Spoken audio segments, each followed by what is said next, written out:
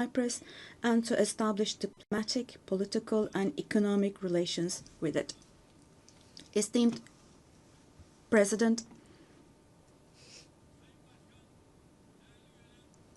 distinguished members, in the coming period, we desire a new beginning and vision in Turkey-European Union relations.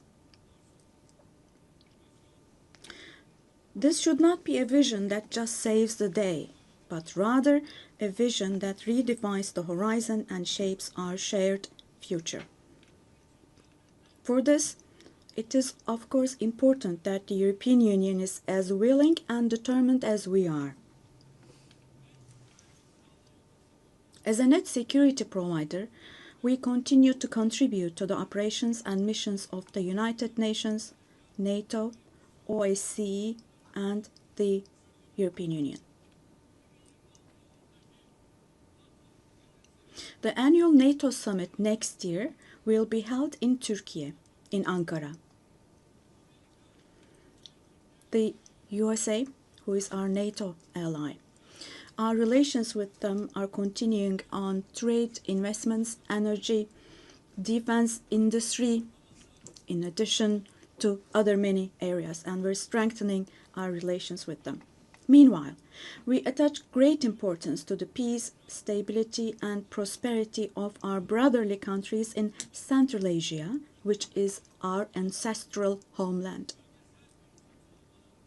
Our Organization of Turkic States is moving forward with confidence on the path to becoming a global actor, going beyond being merely a regional umbrella.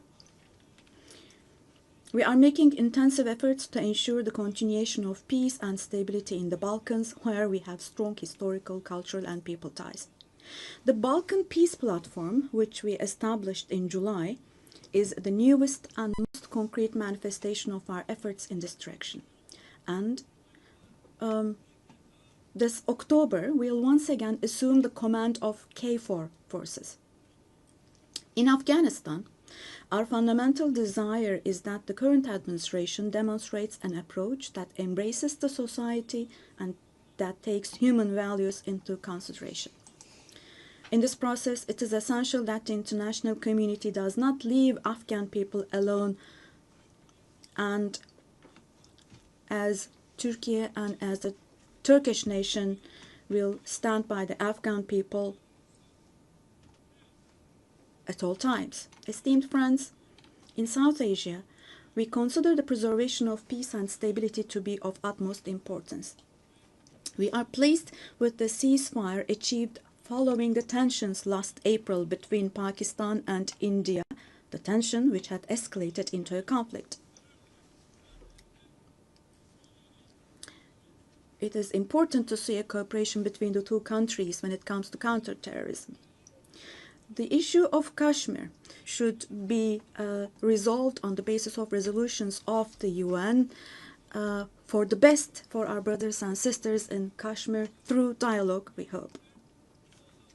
In the continent of Africa, from education to health, from infrastructure to in other areas, our relations are improving annually. And while providing all possible support to Somalia, we are also continuing our humanitarian aid activities. In Sudan, the conflict that has been going on for over 2 years saddens us deeply.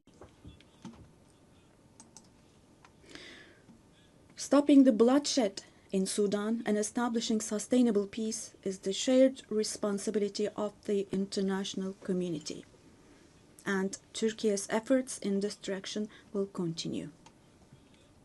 The Great Lakes region has suffered greatly from years of ongoing instability and conflict. Our hope is that these conflicts in the east of the Democratic Republic of the Congo will give way to lasting peace and stability. We wholeheartedly support the efforts being carried out under the mediation of the US and the facilitation of Qatar.